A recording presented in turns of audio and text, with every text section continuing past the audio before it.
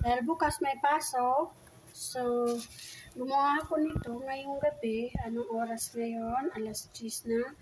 Ito yung luto na. At yun yung hindi pa luto. So, ayun lang yung kulang pa, hindi pa naisalang. So, ayan guys, tapos na. Sinalang ko na yung ilang pirasong natira. At mamaya-maya ilalagyan natin ng asukal.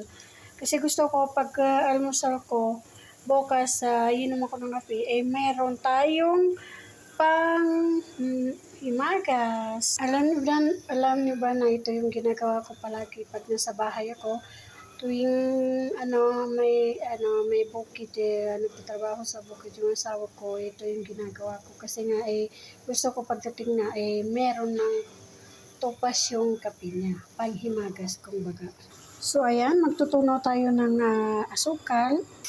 Ayan guys, nilagyan ko na ng tubig kasi medyo pula-pula na siya para kumbaga magkakasya sa dami ng ginawa ko. So, marami akong ginawa kasi yung kasama ko, paborito mo ito.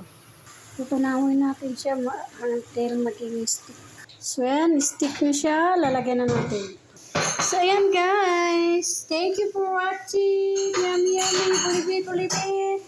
Ano tawag sa atin? Aywan. And thank you for watching. Love you.